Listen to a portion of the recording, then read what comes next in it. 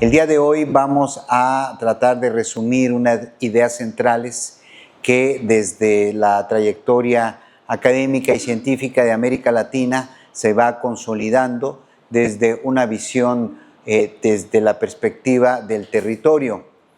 Para entender esta ponencia hay que explicar el concepto de territorio en tres elementos. El primero es una acepción de un antropólogo muy importante en México, que es el doctor Miguel León Portilla, que para él el territorio es cultura. El territorio además tiene una consolidación geográfica, pero extendida hacia lo biocultural, es decir, hacia lo humano, en términos de su desarrollo y de su complementariedad con los hábitats naturales. La segunda conceptualización sería la de nuestro gran antropólogo Lacandón, de origen francés, pero con residencia en los pueblos autóctonos de Chiapas, que es el doctor Andrés Aubry. Para Andrés Aubry, el territorio es el terruño, entendiendo esta conceptualización extensiva hacia lo que considera es la raíz de toda una cultura comunitaria, pueblo, nación o civilización. El terruño no es otra cosa sino todos esos aspectos integrales, geográficos, políticos, culturales, económicos y simbólicos de las colectividades humanas. Y una tercera visión que concatena estas dos anteriores es también la visión que se constituye en un proceso de consolidación de la nación mexicana en el siglo XIX.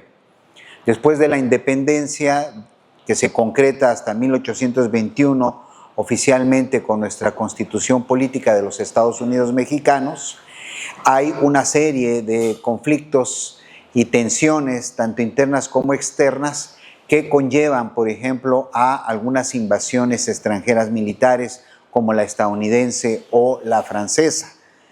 En ese marco, construir y reconstruir una nación generaba pues una situación de amplia complejidad y de amplios problemas. Pero básicamente la población mexicana, liderada por el entonces presidente Benito Juárez, consolida y restaura la República como una nación que básicamente tiene los tres aspectos de un Estado de nación liberal. Estos estados nacionales liberales pues se constituyen como procesos de estados democráticos, civilizatorios, ciudadanos y con una visión de competencia para el ejercicio del poder público a partir de elecciones libres y libre juego y participación de la sociedad. Es decir, una sociedad de libertades democráticas de carácter liberal. Pero en ese proceso histórico es muy importante reconocer el esfuerzo de muchos líderes locales y comunales que consolidaron la visión de lo que se podría denominar el humanismo mexicano. Es el siglo XIX en donde se consolida que una nación próspera, independiente y con autodeterminación debe velar por el sentido de lo público, por el servicio a la comunidad y por la protección de todos sus ciudadanos. Bajo estos elementos se constituye toda una gama de pensamientos, tanto en lo político, en lo económico, en lo literario, para consolidar esta gran tesis y ahora relanzada en un periodo que está viviendo actualmente México como las postrimerías de un humanismo consolidado para la nación mexicana, pero abierta al mundo. Este humanismo mexicano se convierte en una filosofía con una gran tradición, como les he explicado, y ahora se convierte también en el ideario de la política pública en México. El humanismo mexicano adquiere tres elementos sustanciales actualmente. Un elemento es reconocer el concepto de la prosperidad compartida. ¿Qué se refiere este elemento conceptual de concepción del desarrollo de un país en específico, como es México? La prosperidad compartida es precisamente la posibilidad de un crecimiento económico, como nosotros lo podemos determinar, con incluso indicadores que ya los especialistas en las ciencias económicas pueden detallar, pero no solamente es importante el crecimiento, sino sobre todo el bien común. Es decir, si un país crece a ciertos puntos porcentuales del Producto Interno Bruto o de lo que también se define como la producción nacional bruta de los países o de naciones muy grandes, con esta concepción en elementos macroeconómicos, al mismo tiempo deberían de generar las condiciones para que toda la sociedad sea beneficiada de esta riqueza, ya que la riqueza en general es producida por la mayoría de su población, es decir, por sus grandes fuerzas productivas que están consolidadas en el concepto del trabajo. ¿Y quiénes son? Pues son los trabajadores del campo y de la ciudad, los que generan amplias masas de riqueza y que con el concurso de otras fuerzas productivas como líderes empresariales, como consorcios, etcétera, consolidan también este otro esquema de administración de esta riqueza. Pero no perdamos el horizonte de que quien produce la riqueza en todos los países es la clase trabajadora del campo y de la ciudad. Y finalmente lo vamos a hacer desde una visión del territorio. ¿Por qué? Porque no se puede entender esta visión de crecimiento y desarrollo consolidado en lo que llamamos la prosperidad compartida y colectiva, si no es a partir de la raíz cultural en donde viven, se desarrollan y mueren las poblaciones humanas. Si me ayuda con la siguiente, por favor. Dada esta introducción, ¿cuáles son los principios del humanismo mexicano? El humanismo mexicano es una filosofía política muy anclada en la visión latinoamericana y tenemos grandes pensadores liberales como el propio Benito Juárez, pero también postdemocráticos revolucionarios en México como Vasconcelos, quien fue rector de la Universidad Nacional y un gran estratega de la pedagogía. Al mismo tiempo tenemos el pensamiento de Leopoldo Sea, un filósofo mexicano que hablaba precisamente de los procesos educativos desde la cotidianidad comunitaria y territorial y llegar hasta lo que hoy tenemos una gran participación sintética de un pensamiento liberador que es del doctor Enrique Dussel, que plantea la posibilidad de que el desarrollo compartido es a través de atender a aquellos sectores que éticamente están perdiendo la vida. Es decir, una visión de colectividad para proteger a aquellos sectores vulnerables a los cuales están en una situación de riesgo, en una situación de marginalidad, en una situación de negación del sistema. Y Enrique Dussel sintetiza diciendo que este humanismo mexicano tiene que priorizar aquel concepto político que se desarrolló durante 2 décadas en el país que debe decir, por el bien de todos, primero los pobres. En esta sentencia es que el humanismo mexicano adquiere un sentido, una visión y un sujeto social activo que se convierte hoy en un estado de nuevo tipo de corte social como que está viviendo México a partir del año 2018 hasta nuestra época. El segundo elemento importante es que se tiene una gama de principios rectores que denominamos valores éticos. La ética no es un modo de comportamiento como coloquialmente lo entendemos. La ética es una disciplina, es una rama de la filosofía que nos permite reconocer la práctica de la moral. La moral sí es una práctica instalada en toda la visión individual de las personas, pero al mismo tiempo instalada en las prácticas culturales de grupos o de colectivos humanos. De tal manera que la ética se dedica a analizar el comportamiento de la moral. Y la moral pues tiene sus prácticas que podemos reconocer en nuestras sociedades. Cada sociedad tiene una moralidad instalada. Dentro de esa moralidad instalada, la ética nos permite encontrar cuáles deberían de ser los horizontes éticos o los valores que nos permitan mejorar tanto la moral como nuestra convivencia humana. Y en México hemos encontrado que hay algunos valores que los ponemos en el centro del debate, pero al mismo tiempo en el centro de nuestra gestión pública. El primero es el de la justicia social, diferente a la idea del corte liberal, del que hablaba de que toda persona individual es el centro de la política o es el devenir del Estado. Al contrario, o mejor dicho, exployado o desarrollado, nosotros decimos en México que es el colectivo humano en general, es precisamente el concepto de colectividad lo que permite mejorar a los grupos humanos, a la humanidad en general y al mismo tiempo al individuo.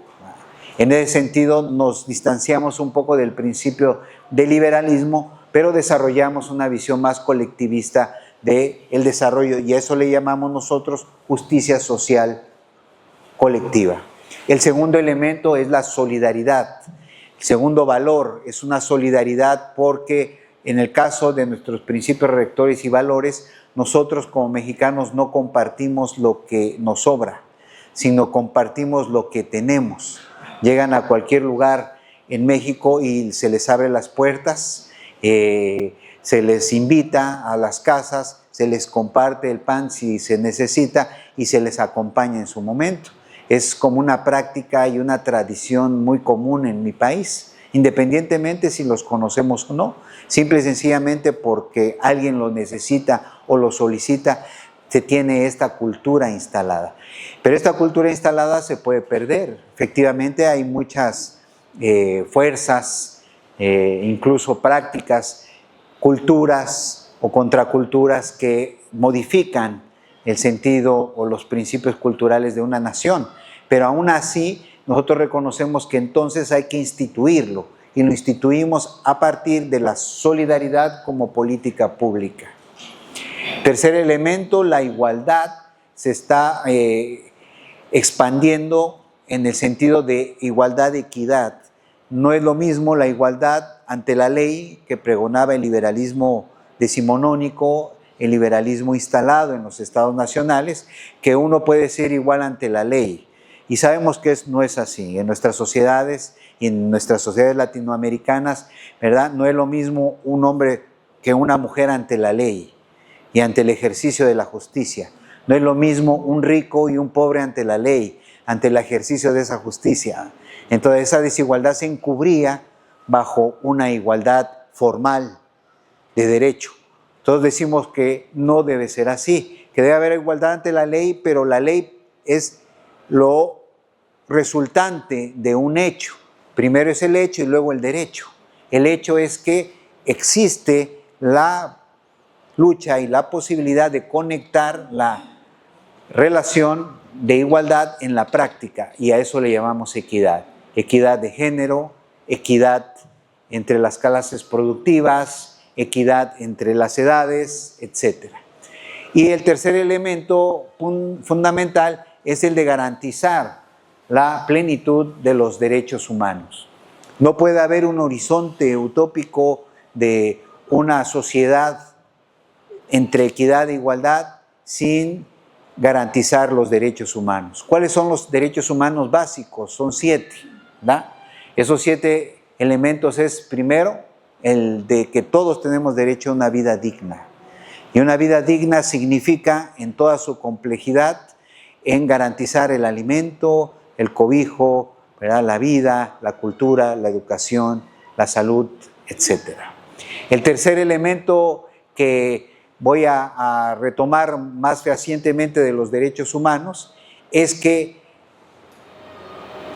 hay la posibilidad en el marco de que se tienda a una universalidad de es decir, que el derecho humano del ser humano no solamente esté en el marco de un Estado nacional, en el marco de una sociedad colectiva o en una comunidad, sino que tenga la pretensión de universalidad, que sea respetado en todos los lugares de este planeta Tierra, en todas las circunstancias, en todas las geografías y en todas las legalidades. De tal manera que el principio de derechos humanos comienza de lo local a lo global, se sintetiza en lo global y regresa a lo local, afinando y consolidando el territorio. De tal manera que con estos tres elementos que hemos destacado, vemos ya completamente la posición del humanismo mexicano en su tríada y al mismo tiempo en sus efectos correlacionales respecto al territorio. ¿Seguimos?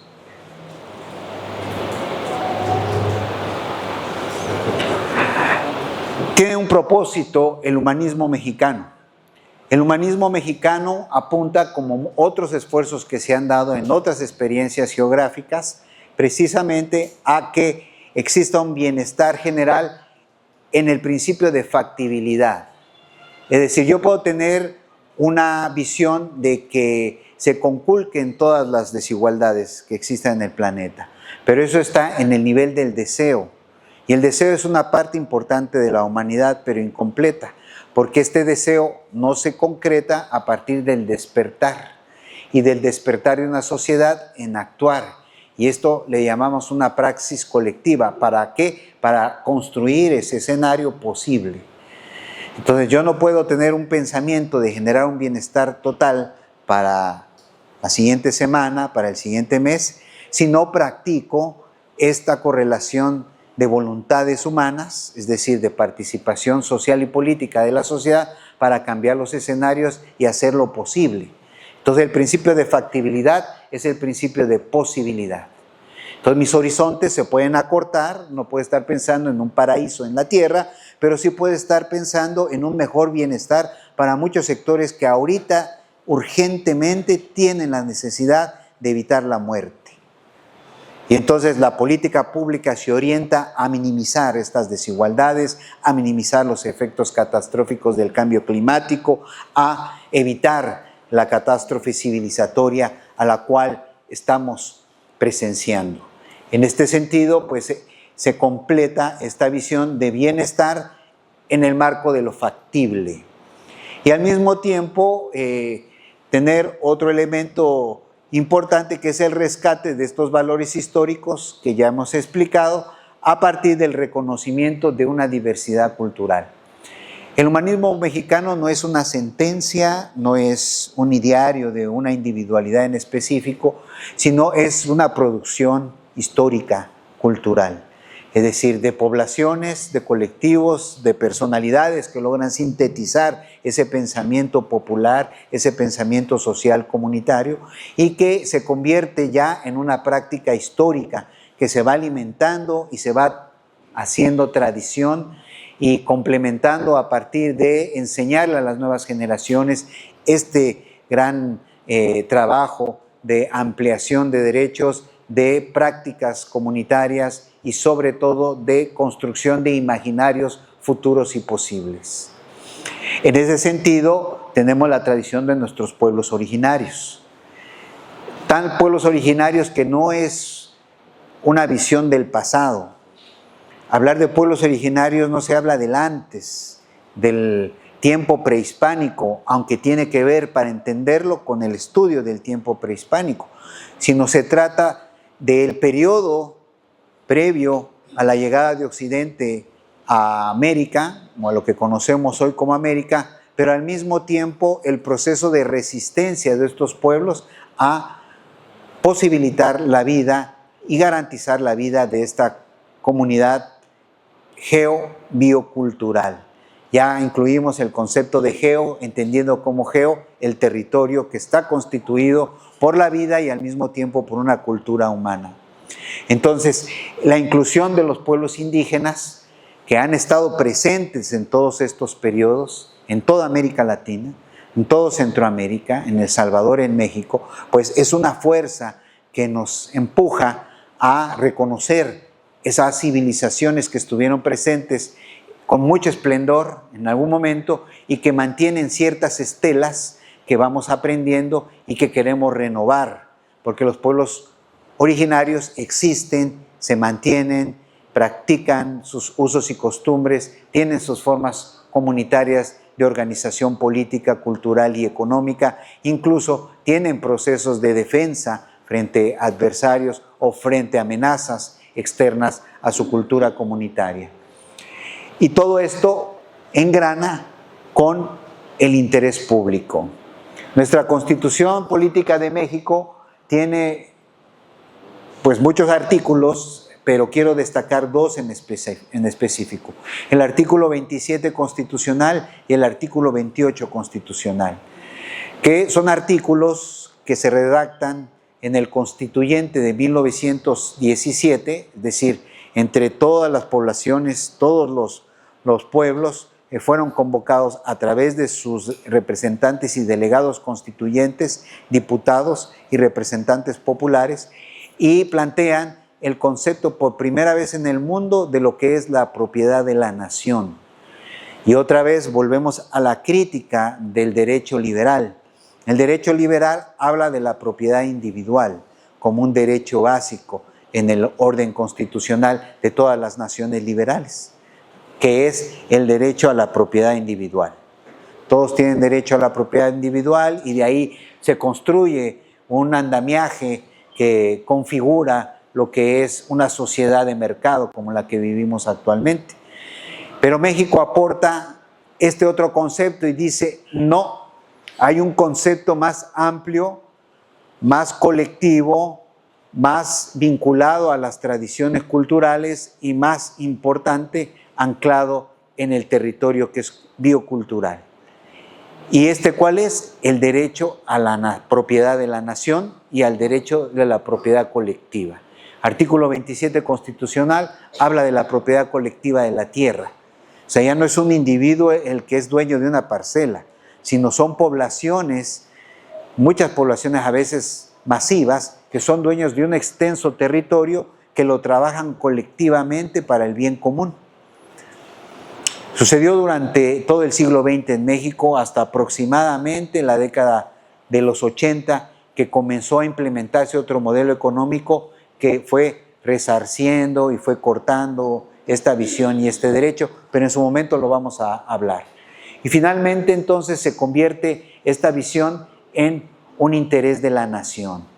Interés de la nación de que toda su riqueza pertenece a una nación entendida como una población con su cultura, su modelo económico, su modelo de vida, y esta nación tiene riquezas, y esas riquezas deben ser del pueblo y administradas por, en ese momento, en cualquier momento, por sus gobernantes. Entonces, tenemos propiedad de la nación del subsuelo. Ustedes saben que México cuenta con hidrocarburos y con una gran extensión de riqueza de hidrocarburos, que es petróleo, gas y obviamente sus derivados. Ustedes conocen que se produce la electricidad para muchas ciudades, para cientos de ciudades en México. Tenemos 32 estados, ciudades megamópolis, y además tenemos una serie de industria desarrollada que necesita de electricidad, pues la electricidad es ahora una propiedad de la nación, no es propiedad de empresas, es de la nación. Y recientemente lo hemos recuperado. Tenemos aproximadamente un par de años en este proceso de ir recuperando esta conceptualización del derecho de nuestros recursos como nación. Siguiente.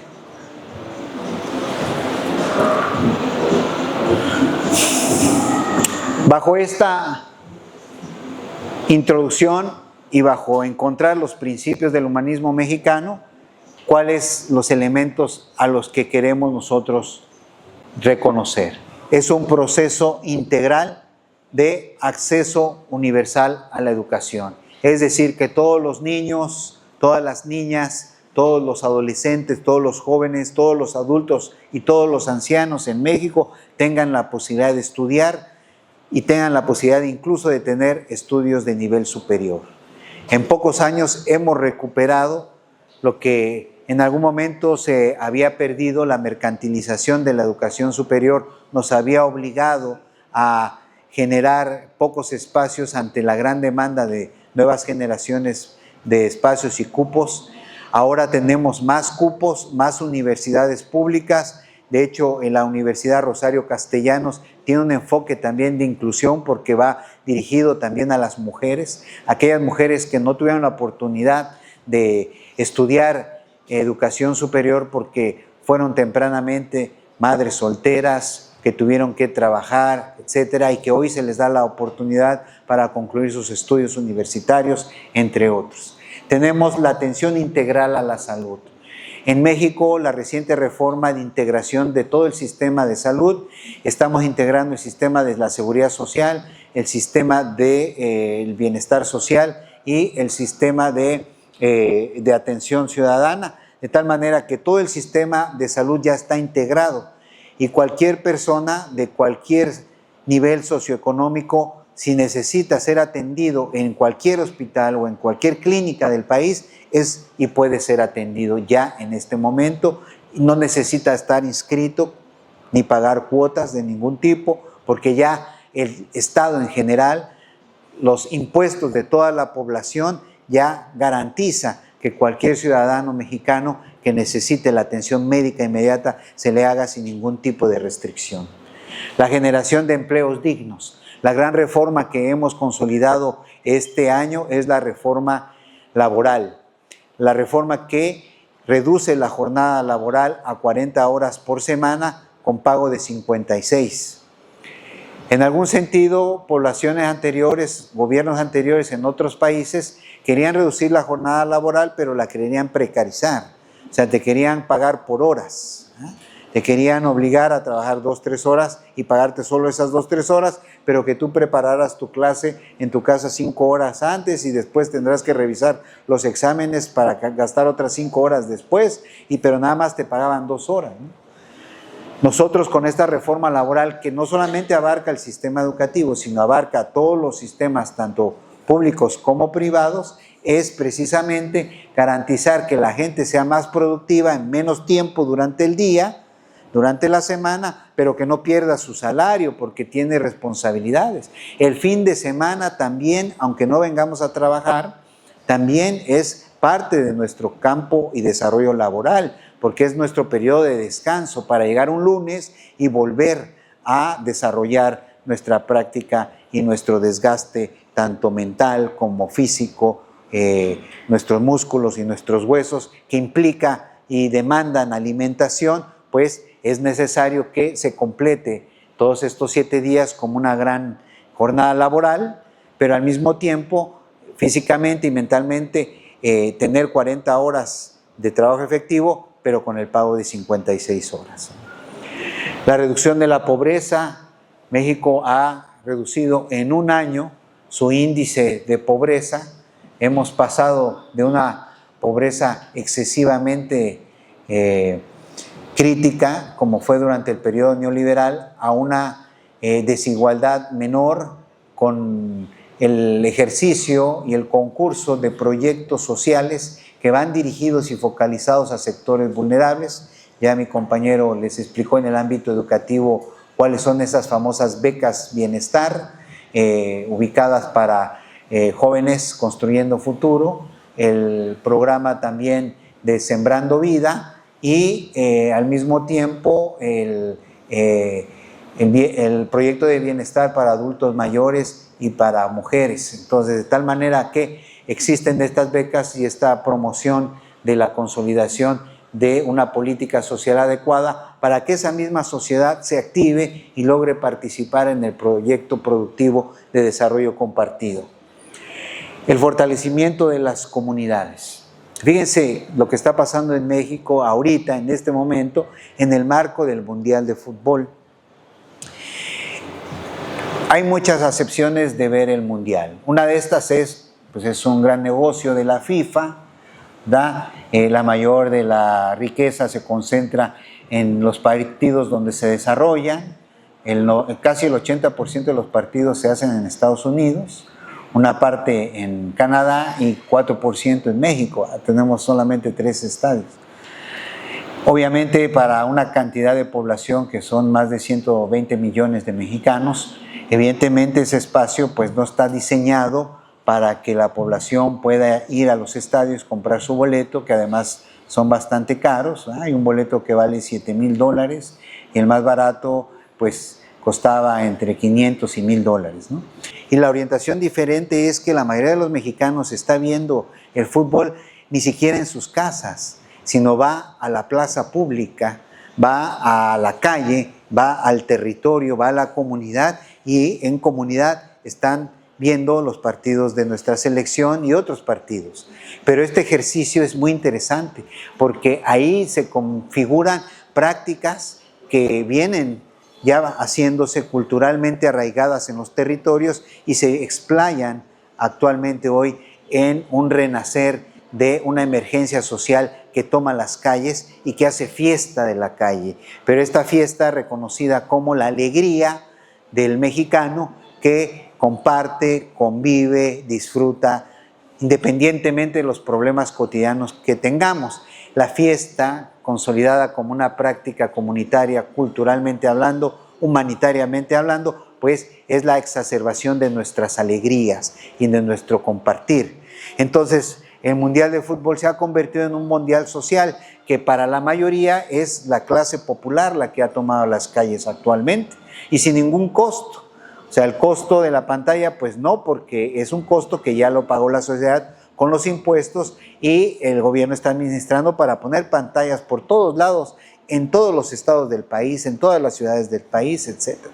Entonces está viviendo una gran fiesta de esta naturaleza que es una síntesis de nuestras prácticas comunitarias y le damos un sentido diverso. ¿Qué significa eso? Que estamos generando una proyección de fortalecimiento de nuestras prácticas culturales y de nuestra alegría popular.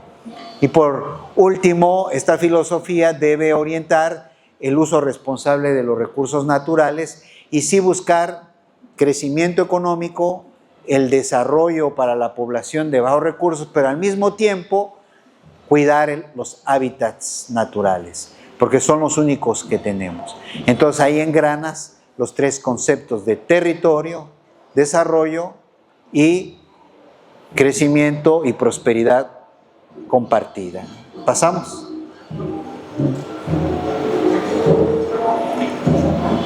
Si me ayuda a pasarle, por favor.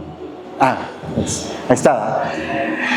Hay muchos modelos económicos y de crecimiento en todo el mundo, pero aquí retomé solo algunos, no me voy a concentrar en todos, solo en dos. El modelo neoliberal que se impuso a partir de los años 80 en México laceró, afectó y conculcó muchos derechos colectivos que yo he venido explicando a partir de nuestra Revolución Mexicana del 1917, que había garantizado muchos derechos colectivos. Se privatizó muchas de las áreas estratégicas del país, precisamente el petróleo o áreas del petróleo, el gas, la electricidad, la telefonía, todo que eran empresas públicas administradas por el gobierno de la población mexicana, fueron privatizadas. Minas, puertos, aeropuertos, carreteras, toda nuestra infraestructura que garantiza precisamente uno de los motores del crecimiento y desarrollo económico fue privatizada. De tal manera que este modelo destruyó toda esta tradición que habíamos tenido y lo hizo durante 40 años. A partir de 2018 estamos retornando a un modelo de industrialización por sustitución de importaciones, ya que el señor Trump está queriendo imponer aranceles, está de alguna manera también tensando nuestras relaciones, sobre todo tratando de presionar nuestra producción que va de exportación hacia esa sociedad, y estamos entonces tratando de consolidar un modelo propio de reindustrialización mexicana, pero con una visión humanista. Y el segundo elemento es que queremos que este modelo de industrialización se convierta en un modelo de prosperidad compartida, que todos los sectores sean beneficiarios de eso. Vamos a garantizar los derechos sociales que se están desarrollando actualmente, como la salud, la educación, etcétera, pero al mismo tiempo vamos a hacer crecer las empresas. Si las empresas no son el problema, las empresas deben de orientarse bajo la rectoría del Estado, es decir, de la población mexicana. Deben de pagar impuestos y pagar impuestos de manera equitativa respecto a todos, ya que todos pagamos impuestos en México. Entonces estas empresas deben de pagar la cantidad, puesto que tienen ganancias, para una responsabilidad social, un aporte a la sociedad, bajo el principio de nueva cuenta, lo vuelvo a repetir, por el bien de todos, primero los pobres. Pasamos. Bien, esta prosperidad compartida no solamente es en el desarrollo económico, sino en un proyecto de distribución económica. Y para eso necesitamos un Estado fuerte, un Estado soberano, un Estado que pueda tener un proyecto de nación claro, proyectivo y convocante para todas las fuerzas políticas y económicas del país, y tener una orientación de que el crecimiento es compartido para todos. Segundo elemento, que se debe de conocer al mismo tiempo la desigualdad imperante y hacer lo posible por minimizarla. Cada vez más generar más proyectos de inclusión, generar más educación, generar más apoyo al campo, al agro, sobre todo para recuperar esa productividad del alimento y generar una soberanía alimentaria. Necesitamos mayor acceso a los servicios básicos, que la gente no se pueda enfermar tan fácilmente, ni que haya niños ni niñas que mueran por enfermedades curables. Porque en México, en el periodo neoliberal, había niños y niñas que morían de diarrea, que morían de una gripe, que morían de cualquier problema gastrointestinal o respiratorio. Entonces, esta salud debe estar orientada a que el niño pueda vivir, pero al mismo tiempo pueda alimentarse, pueda tener una protección en su individualidad, en su seguridad propia, pero al mismo tiempo pueda tener el alimento necesario para crecer adecuadamente. Seguimos. Y finalmente, ¿qué es lo que promueve la prosperidad compartida? La disminución de las desigualdades económicas y sociales, el fortalecimiento de nuestro mercado interno, o sea, lo que produzcamos, lo consumamos los mexicanos, y los excedentes también puedan exportarse en condiciones de equidad y de igualdad con otras naciones. Debe haber una inversión en educación, puesto que el motor de un desarrollo no se puede hacer sin nuevas capacidades, nuevas habilidades, nuevos conocimientos. Debe haber además una fuerza de trabajo vigorosa, sana, que haya personas con salud que les permita tener una potencia para la labor, y al mismo tiempo capacidades mentales para su desarrollo cognitivo, y esto con impacto en lo productivo. La infraestructura.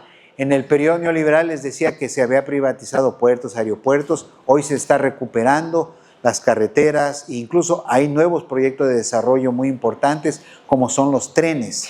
Los trenes también se habían privatizado en el periodo neoliberal, y ahora hemos recuperado nuestra línea férrea en muchas partes del país, y en otras se han incluso potenciado a generar vías de tren de última generación. Por ejemplo, el tren interoceánico, que atraviesa todo el país del océano Atlántico, el Golfo de México, hacia el océano Pacífico. Tenemos también el famoso Tren Maya, que ustedes han de haber escuchado, que está interconectando a 5 estados de la República del sur-sureste, los estados de Yucatán, Quintana Roo, Campeche, Chiapas y Tabasco, que están movilizando a miles de personas, pero no solo, también paralelamente existe un Tren Maya de carga que permite conectar a toda esa región con bienes y servicios de transportación importante, y al mismo tiempo este tren tiene conexiones con los aeropuertos y los puertos, de tal manera que se está generando una infraestructura muy potente, muy capaz, que tiene sus efectos en todo Centroamérica y el Caribe principalmente. Al grado que se habla, por ejemplo, del famoso tren de Guatemala, que ya está en proyección para conectar con el Tren Maya de México. Y al mismo tiempo se habla del Tren del Pacífico, que podría ser una alternativa de interconexión también en El Salvador, que llegue con frontera hacia Honduras y Nicaragua, etc. Sigamos.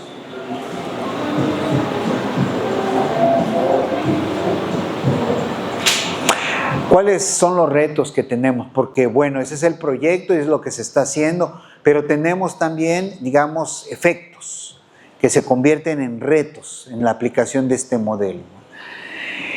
¿Qué desafíos tenemos? Bueno, el proyecto debe ser continuo, debe haber una continuidad de crecimiento económico, pero al mismo tiempo de desarrollo económico, no debe haber una disparidad entre ambos, debe ser permanente. Entonces necesitamos una política económica que sea bien diseñada, pero al mismo tiempo un Estado soberano y con capacidad de dirección y liderazgo para que jale a todas las fuerzas productivas y lleve adelante el proyecto.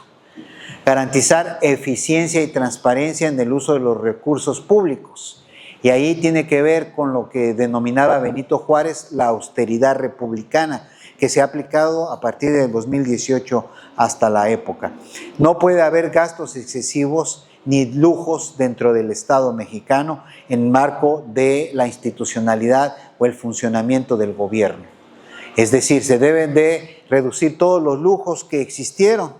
Incluso a nivel internacional se hablaba, por ejemplo, de esas grandes fiestas que en el neoliberalismo se hacían apoteósicas y también grandes festejos que se generaban para cualquier tipo de gasto superfluo que en algún momento, en aquellos momentos de esplendor neoliberal, pues había un derroche de recursos públicos de la población y que era ejecutado por gobernantes corruptos.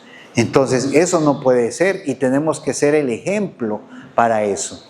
No debemos despilfarrar los recursos ni generar cuestiones personales en detrimento de la colectividad.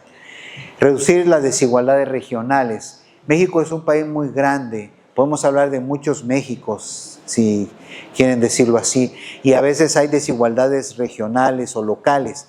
Tenemos que orientar a que el país pueda ir creciendo en igualdad de condiciones de una región a otra. En algunas regiones falta agua, hay que hacer posible que el acceso al agua sea eficiente y eficaz. Hay que, por ejemplo, en algunas zonas inhóspitas falta el alimento a la población, sobre todo de componentes de vitaminas y de proteínas, se consumen muchos carbohidratos, hay que hacer llegar a la población ese otro alimento que complemente una dieta adecuada y sana, de tal manera que necesitamos orientar todo ese elemento a partir de reducir las desigualdades regionales, combatir enfrente la corrupción, fortalecer instituciones democráticas, es decir, las decisiones del territorio, sobre todo en la comunidad, son decisiones colectivas o buscan ser decisiones colectivas por tradición. Entonces, ese ejemplo debe de extenderse a todo el territorio nacional, a todos los lugares y después convertirse en institucionalidad. Esta institucionalidad o ese demos democrático de la población se debe construir en instituciones nuevas, democráticas, eficientes, transparentes y removibles. Es decir, una institución se consolida no para quedarse para siempre, sino para estar en observación y si esa institución no me sirve, habría que cambiarla por una nueva institución. Y en un proceso, ¿verdad?, de producción de nuevas instituciones.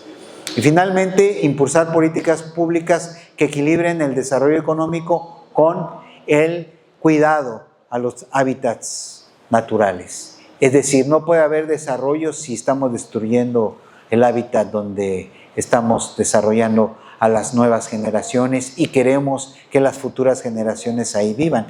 Tenemos un compromiso más que con las generaciones precedentes, un compromiso con las generaciones futuras, que son los que van a cargar esa tradición civilizatoria que les vamos a legar. Y finalmente, vamos a ir llegando a la última parte, ¿verdad? Quiero decir que desde la visión del gobierno de México, de nuestras instituciones hoy en proceso de transformación, de lo que hemos llamado la cuarta transformación, vamos y queremos profundizar eso y ser también compartidos con otras naciones, tener en el sentido abierto y permanente la solidaridad y la cooperación internacional con los actores que conviven básicamente en el planeta Tierra. Buenos días y muchas gracias por escuchar.